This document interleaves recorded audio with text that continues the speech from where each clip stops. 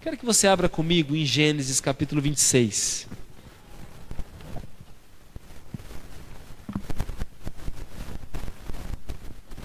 Gênesis capítulo 26.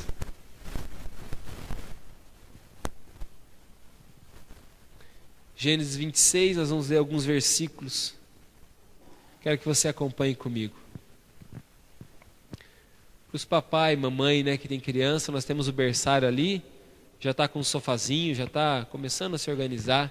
Se você precisar, às vezes, trocar seu filho, né, ou acalmar ele, dar um mamazinho, ali tem um lugar adequado para você fazer isso. Gênesis 26, o versículo 1. Quem encontrou, diga bem forte assim: Jesus! Amém. Sobrevindo fome à terra, além da primeira à vida nos dias de Abraão, foi Isaque a Gerar, avistar-se com Abimeleque, rei dos filisteus. Apareceu-lhe o Senhor e disse: não desças ao Egito, fica na terra que eu te disser, habita nela, e serei contigo e te abençoarei. Porque a ti e à tua descendência darei todas essas terras e confirmarei o juramento que fiz a Abraão teu pai. Multiplicarei a tua descendência como as estrelas do céu e lhe darei todas essas terras. Na tua descendência serão abençoadas todas as nações da terra. E essa palavra eu libero para a tua vida também, meu querido. Na tua descendência serão abençoadas todas as nações da terra. Vamos continuar. Porque Abraão obedeceu a minha palavra e guardou os meus mandamentos, os meus preceitos, os meus estatutos e as minhas leis. Isaque, pois, ficou em Gerar. Perguntando-lhe os homens daquele lugar a respeito de sua mulher, disse: é minha irmã, pois temia dizer, é minha mulher. Para que dizia ele consigo, os homens do lugar não me matem por amor de Rebeca, porque era formosa de aparência. Versículo 8. Ora, tendo Isaque permanecido ali por muito tempo, Abimeleque, rei dos filisteus, olhando da janela, viu que Isaque acariciava a Rebeca, sua mulher. Então Abimeleque chamou a Isaque e lhe disse: é evidente que ela é tua esposa. Como, pois, disseste, é minha irmã? Respondeu-lhe Isaque: porque eu dizia, para que eu não morra por causa dela. Disse Abimeleque: que é isso que nos fizeste? Facilmente algum do povo teria abusado da tua mulher, e tu atraído sobre nós grave delito. E deu essa ordem a todo o povo: qualquer que tocar a esse homem ou a sua mulher, certamente morrerá. Amém. Meus irmãos, nós temos ministrado nesses últimos dias sobre crise. E hoje eu quero falar sobre crise como uma oportunidade de crescimento. Há algum tempo já que eu entendo a crise como uma oportunidade de você crescer. Nesse texto aqui a gente vê uma família que está migrando de uma cidade a outra. A gente vê Isaque e a sua esposa Rebeca devido a uma crise. Olha só, havia fome na terra. Você prestou atenção nesse detalhe? Que havia fome na terra? E eles migraram e chegaram então a uma cidade chamada Gerar, onde tinha um rei, o rei dos filisteus, chamado Abimeleque.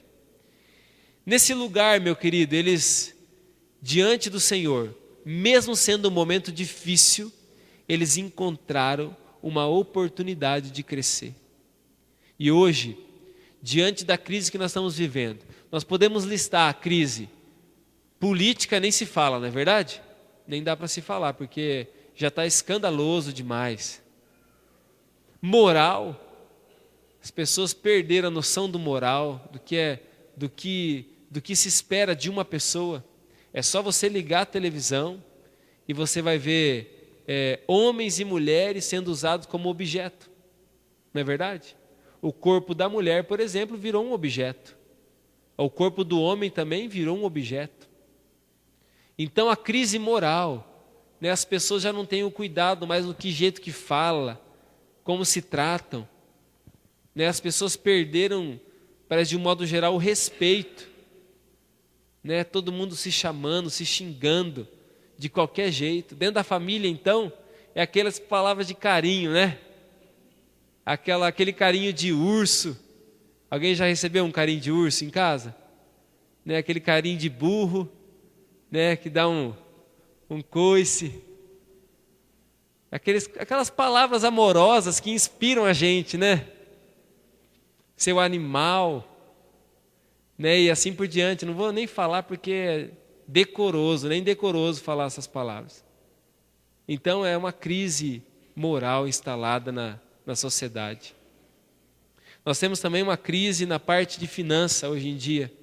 Quantas pessoas sendo mandadas embora do seu serviço? Quantas pessoas que estão tendo seus salários reduzidos? Quantas pessoas que talvez não tenham o salário reduzido, mas chega no mercado, já não é mais a mesma coisa. Não é verdade? E o que nós vamos fazer? Quem poderá nos ajudar? Essas horas na televisão aparecia o Chapolin Colorado. Quem poderá nos ajudar? E vai dizer, eu! Mas, meus queridos, nós temos a plena consciência de quem o único que pode nos ajudar.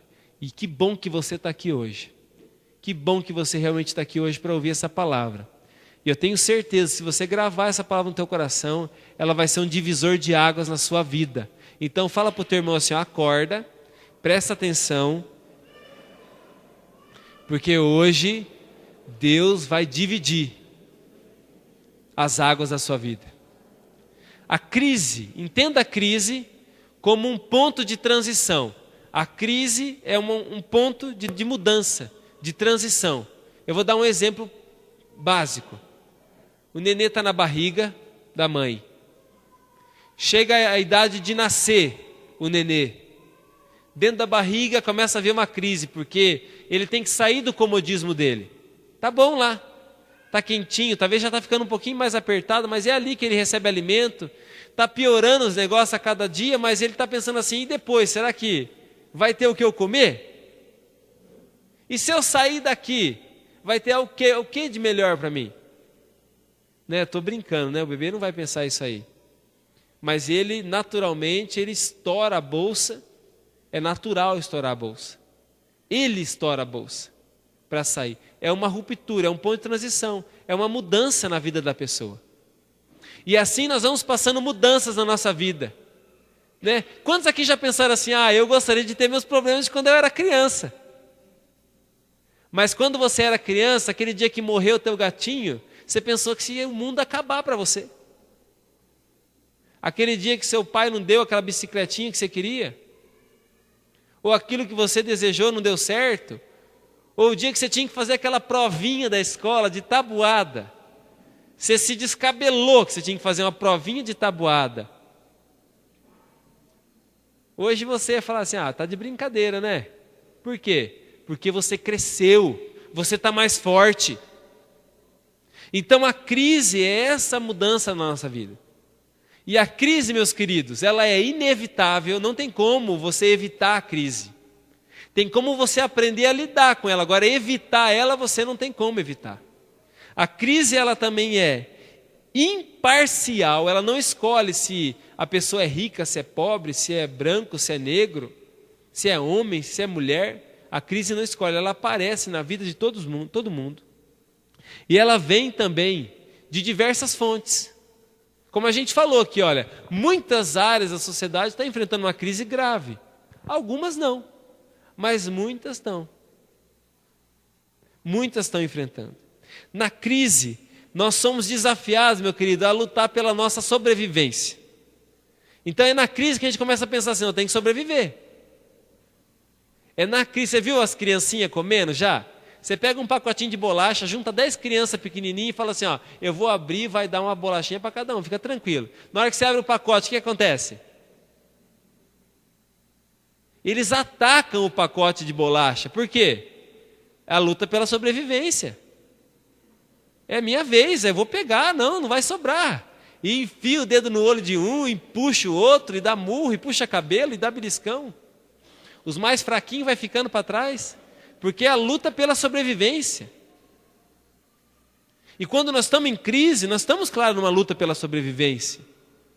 Nós estamos pensando, eu duvido que você não está pensando, ou talvez que você não está orando, se talvez você já está sentindo resultados, né, consequências de alguma crise que está vivendo o mundo, você já deve estar orando, talvez com o seu coração mais aflito, preocupado.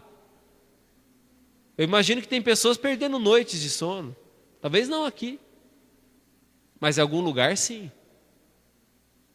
Mas nós, meus queridos, estamos diante de uma oportunidade da gente crescer. E eu tenho que dar essa palavra para você. Nós estamos diante de uma oportunidade de crescimento. De uma oportunidade de encontrar algo melhor. E aí eu vou dar alguns conselhos para você que está nesse texto aqui da palavra de Deus. No versículo 2, preste atenção nisso. No versículo 2, quando Isaac, a sua família chega ali, se instala ali mais ou menos, né? Igual você. Eu até aqui, ó, por exemplo, mudando aqui para esse local, parece que a gente não está na nossa igreja ainda. A sensação é que aqui não é o nosso lugar ainda. Porque nós estamos se adaptando a esse lugar. Tem alguns que eu acho que quando vai lá para a rua Amor Vivente, chega a chorar. Saudade desse lugar. E assim é também com tudo na nossa vida. A gente começa a ter saudade de algumas coisas que a gente não deve ter saudade mais. No versículo 2, Deus dá uma palavra para Isaac. Apareceu-lhe o Senhor e disse: não desças ao Egito, fica na terra que eu te disser. Então Deus falou assim: olha, não desça ao Egito mais, fica onde eu disser para você ficar. Diante da crise, nós temos que guardar isso no nosso coração. Diante da crise que você possa enfrentar, você tem que guardar isso no seu coração. Não desça mais para o Egito. Não volte mais para o Egito. O Egito significa escravidão. O Egito é o lugar de pecado. Então a Bíblia está dizendo para você, não busque mais aqueles atalhos sedutores lá de trás. Não tente mais resolver as coisas com aquele jeitinho brasileiro. Né? Eu sou brasileiro e não quero ter o jeitinho brasileiro, que é o jeitinho sem vergonha das coisas. É o jeitinho de passar os outros para trás. Nós temos que renunciar a esse jeitinho brasileiro. Então nós não podemos mais olhar para o Egito. Não volta para o pecado. De repente você começou a vir na igreja, você começou a buscar Deus, apareceu toda essa crise no país, ou dentro da sua casa o negócio virou de perna para o ar, alguma coisa aconteceu, que seja na tua vida financeira, na tua saúde, ou qualquer outra coisa. Mas daí, de repente, a gente começa a olhar para trás. A gente começa a dar uns passinhos para trás. Meu querido, não dá passo para trás, dá passo para frente. Não olha lá para trás, nas coisas que você tinha ou deixava de ter. No Egito, não olhe mais para trás. Não olhe mais para o pecado. Uma palavra de fé para nós está em Hebreus capítulo 10, versículo 38. Você não precisa abrir. Mas no finalzinho diz assim: nós não somos dos que retrocedem. Fala comigo, eu não sou do que retrocede. E uma palavra de cautela para nós também. Uma palavra de cuidado para mim e para você. A Bíblia também diz em 1 Coríntios capítulo 10, versículo 12. Aquele que está de pé, cuidado para que não caia. Você está de pé, está tudo bem. Você está bem na tua vida com Deus, está bem a sua família, está bem no seu trabalho, a tua crise não afetou lá. Você está conseguindo lidar bem com as coisas, mas não se orgulhe disso. Não se orgulhe disso. Cuidado, tenha cautela para que você não caia. Você está firme com Jesus, agora está apaixonado por Jesus, é isso mesmo que você quer. E está igual um leão, como a gente fala. Mas não dê bobeira. Não dê bobeira na sua vida. Cuidado então, cuide. Porque quanto maior, já diz o ditado, né? Maior é o tombo. Então cautela, começa a vigiar. A Bíblia diz assim, ó: vigia e ore para que você não caia em tentação. Porque a carne nossa é fraca. O espírito está pronto, mas a carne é fraca. Aí você começa a dar uma bobeada na tua vida com Deus, de repente você está voltando lá para a pornografia. Você está voltando para aquela velha vida. Ah não, agora eu sou forte. Eu sou um homem forte, agora eu sou um homem de Jesus. Se eu ver uma mulher de biquíni agora, eu não vou nem... Não, pode ficar tranquilo. Aí daqui a pouco você não quer mais ver de biquíni, você quer ver sem roupa. E assim por diante. Daqui a pouco você está voltando lá, para aquela velha vida. Daqui a pouco você vai ter que fazer o encontro com Deus de novo.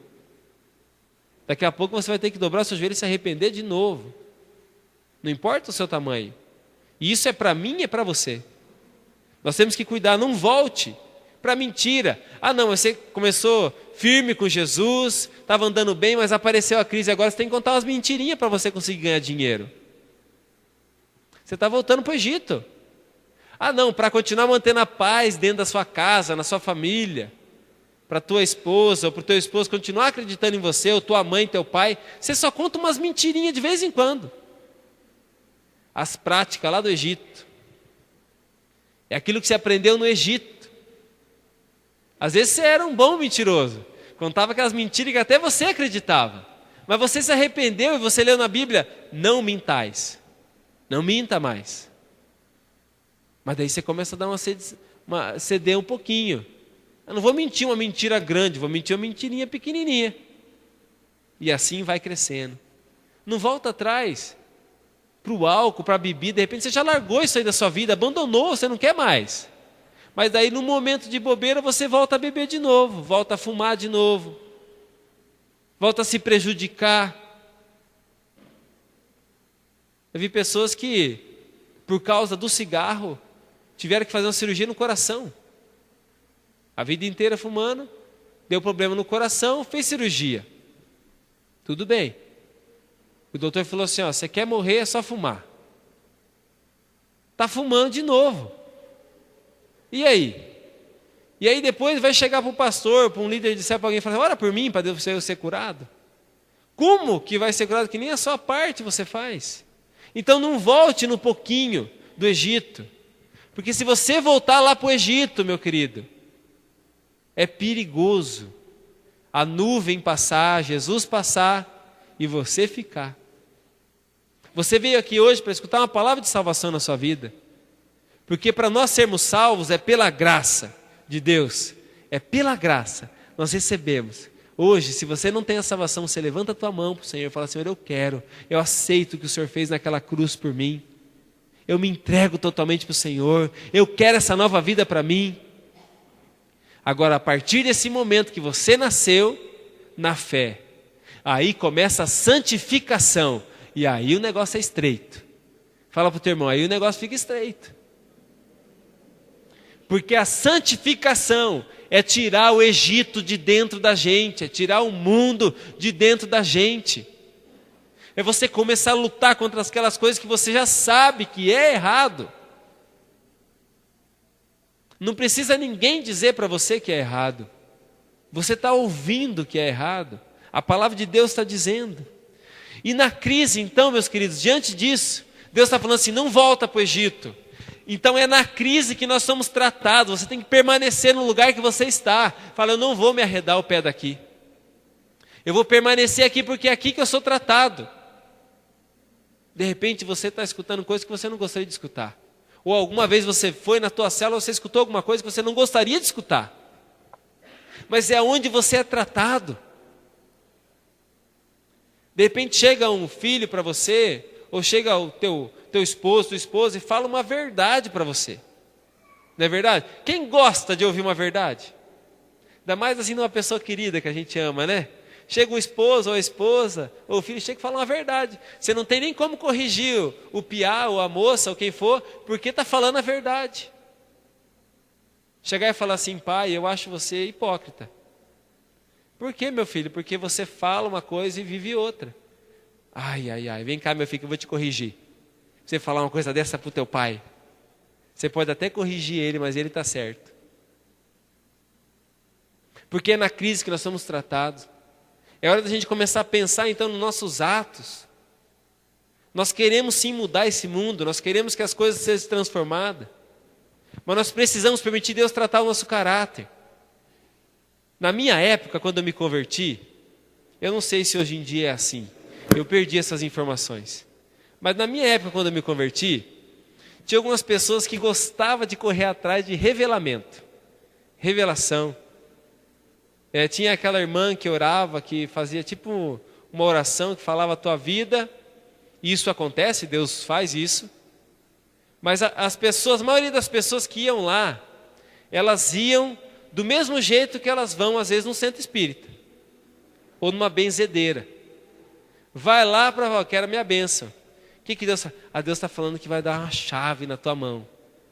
O que Deus está falando? Deus está falando agora que vai abrir as portas para você de um trabalho. Tudo bem, eu creio que Deus fala. Deus já me usou assim, eu já vi muitas pessoas sendo usadas assim. Mas na crise não é a hora da gente ficar correndo atrás dessas coisas. Meu querido, permaneça na presença de Deus, que as bênçãos te seguirão. Sabia que as bênçãos correm atrás da gente? Você não precisa ficar correndo atrás dela. Não está a bênção, eu vou lá correr atrás dela. Não, as bênçãos vêm até você. A única preocupação sua é obedecer a Deus. Ainda vamos entrar no outro ponto. A única preocupação é permanecer. Deus falou para eu ficar aqui e não sair e voltar para o Egito, então é aqui que eu vou ficar, obedecê-lo, eu vou amá-lo, e Ele vai tratar a minha vida. Porque o que adianta a gente ser abençoado e continuar sendo mentiroso? O que adianta a gente ser abençoado por Deus e continuar adulterando? O que adianta a gente receber a bênção de Deus e continuar sendo uma pessoa que desagrada o Senhor?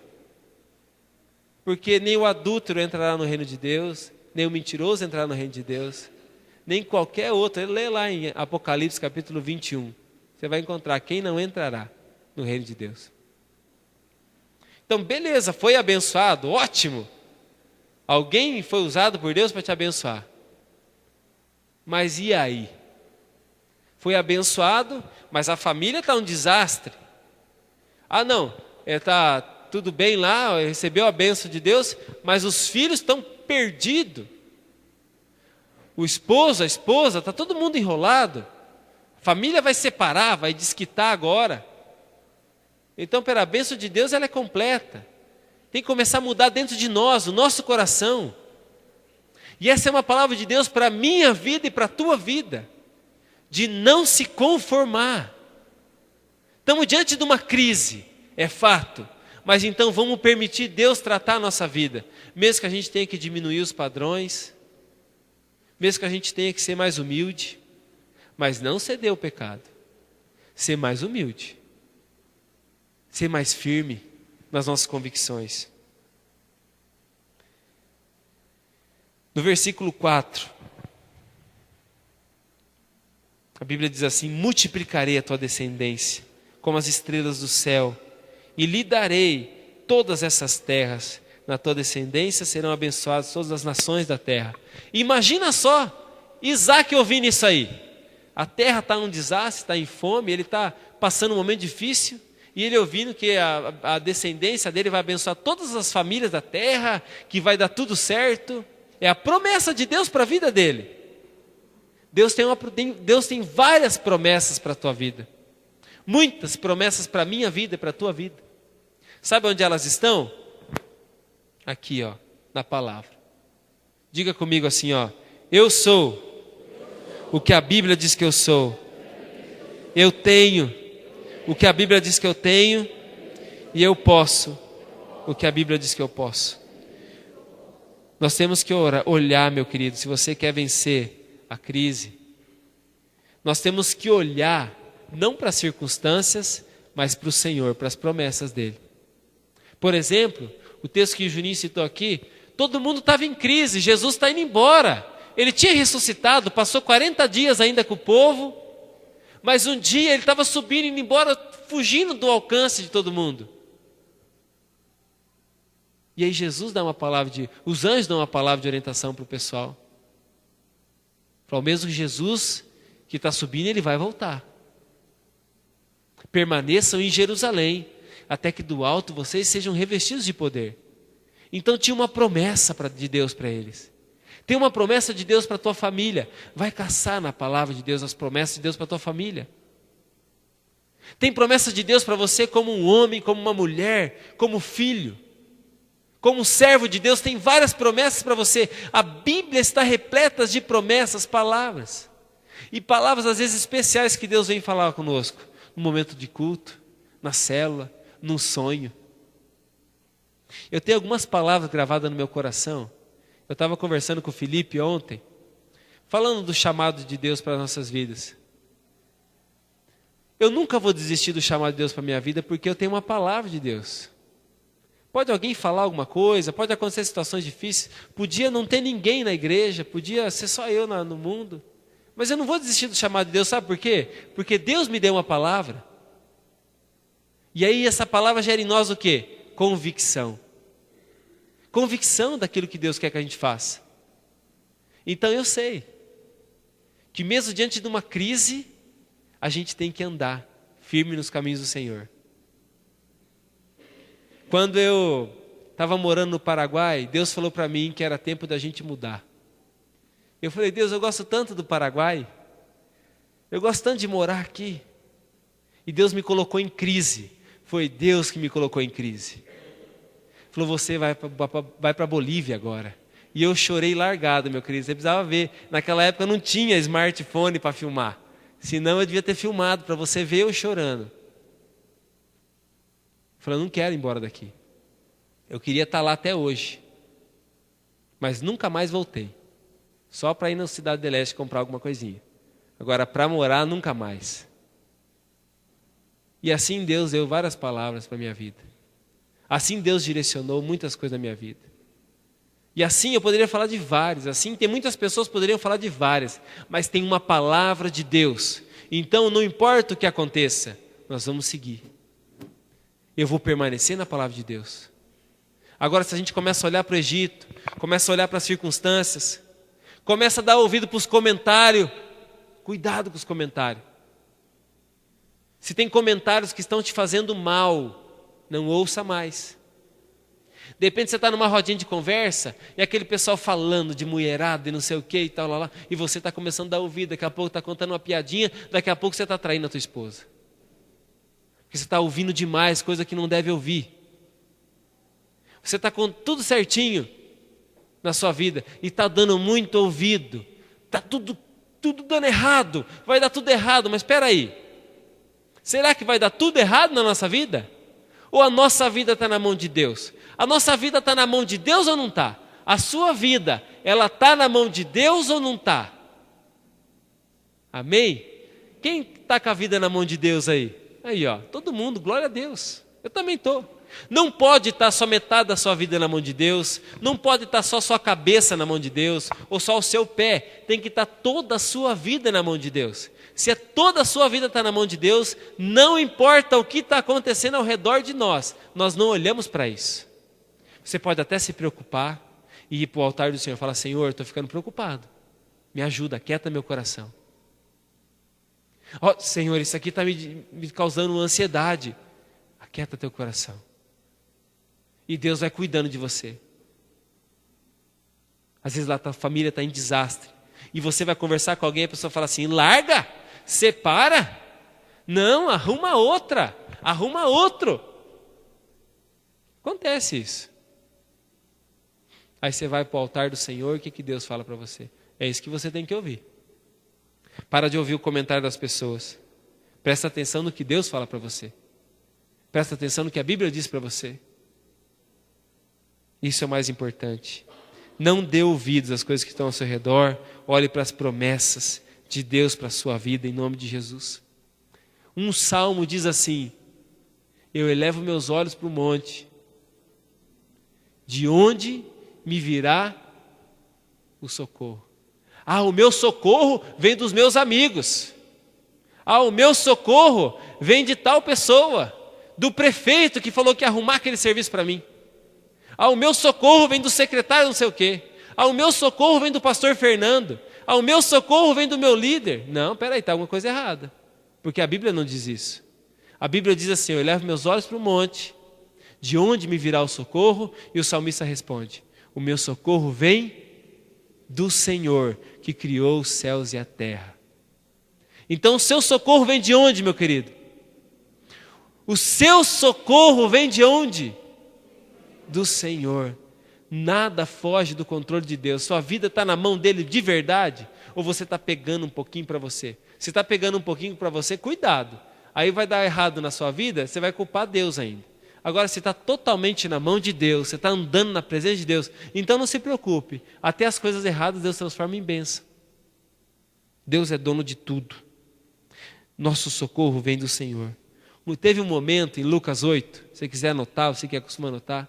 Em Lucas capítulo 8, teve um momento que, versículo 22, que os discípulos estavam no barco, Jesus estava lá e veio uma tempestade. Jesus estava dormindo, os discípulos pensaram que a tempestade ia afundar o barco. Jesus acorda, acalma a tempestade. E uma pergunta que Jesus fala para eles é assim, faz para eles: aonde está a fé de vocês? Aonde está a fé de vocês? Que vocês ainda continuam deixando as emoções te dominar, tá? Meu Deus, vou morrer. Vai dar tudo errado. Vai afundar o barco. O segredo nessa resposta está assim: aonde você está olhando? Os discípulos estavam olhando para o barco. Ele viu: esse barco vai afundar. Não vai ficar aqui em cima, esse barco vai afundar. Porque eles estavam olhando para o barco. Agora, quando a gente olha para Jesus, o barco não vai afundar. Pode até balançar, mas não vai afundar. Aonde você está olhando? Você está olhando para o noticiário? Vai dar impeachment, vai cortar tudo, vão roubar as poupanças. Está falindo tudo, está dando tudo errado. E a gente está vendo que está dando mesmo. Está acontecendo isso aí. Está virando os avessos. Está tudo dos avessos. A gente está vendo isso aí, ninguém precisa falar para nós. Mas você vai continuar olhando para isso? Você vai continuar olhando isso aí ao redor de você? Ou você vai dobrar o seu joelho? Você vai buscar mais a Deus? Falar: pastor, eu acho que precisa ter mais culto na igreja para a gente orar mais. Ou aquele dia: fiquei desempregado, pastor, não sei o que eu faço. Vai orar. Eu escutei um testemunho uma vez de uma pessoa que Deus falou para ele: só estou te chamando para o ministério. Larga o seu serviço e vai para o ministério. Ele largou o serviço dele. Mas ele pensou: o que eu vou fazer agora da minha vida? Ele não era pastor ainda, não era nada, ele só obedeceu. E ele então começou a cumprir hora. A hora que ele tinha no serviço dele, ele cumpria em oração. Então ele entrava às 8, tocava um sinalzinho para o lanche, ele saía da oração, ia lá, tomava um lanche. Meio-dia parava para o almoço, dava aquele cochilinho e tal, voltava, cumpriu hora. 3 meses. Em 6 meses, ele teve, eu não vou contar toda a história, mas ele teve um grande momento que Deus usou ele para curar a vida de uma pessoa. E desse dia em diante, todas as vezes que ele orou pelas pessoas, Deus curava as pessoas. Amém? Cadê os irmãos do Glória a Deus? Amém. Tem que contratar mais aqui, né? Meus irmãos, isso é o quê? Convicção. Ué, está difícil, está sobrando tempo? Vai orar, vai buscar Deus. Vai dobrar seu joelho. Não sabe o que falar, mas fica lá em joelho. Deus vai te ensinar a falar com Ele. E você vai ver como a sua vida vai se enchendo de poder. Não é em um dia, não é 2, não é 3. Mas daqui a pouco, tudo está diferente na sua vida. Agora a gente não quer, a gente quer pronto. A gente quer colocar a comidinha no micro-ondas lá. E se demorar mais que 2 minutos, a gente começa a ficar incomodado lá. Assim: oh, meu Deus, isso aqui demora. Segura na abinha do micro-ondas para ver se abre logo. Não queira os negócios prontos. Busca o Senhor.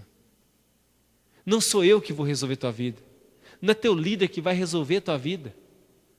Meu querido, é o Senhor que vai resolver a nossa vida. E isso eu tenho que aprender e você tem que aprender. Todos os dias é a prática nossa. De nós olharmos para o Senhor e não olharmos para a tempestade.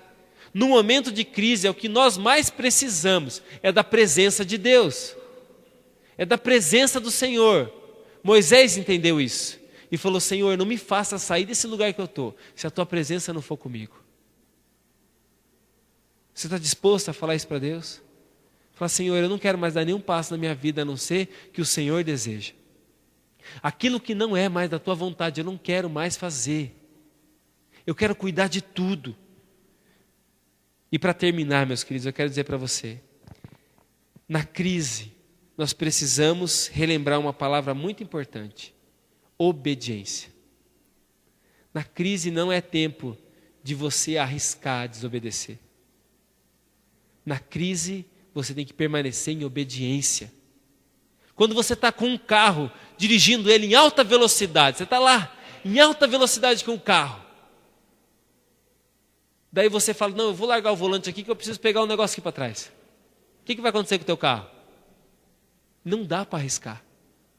Não dá para arriscar nem para pegar um negócio que caiu no pé. Você tem que ter todo cuidado.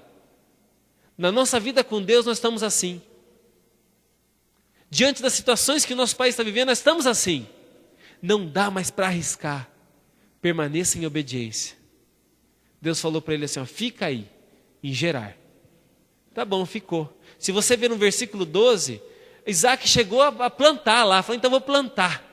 Vou produzir aqui, começou a criar boi, ovelha. E mesmo em terra estranha, a Bíblia diz que Deus prosperou tanto ele, que ele colheu 100 por 1. Que as pessoas que estavam ao redor dele ficaram com inveja de tanto que ele colhia na crise. O mundo com fome. Mas ele permaneceu na obediência. Ele não desobedeceu a Deus.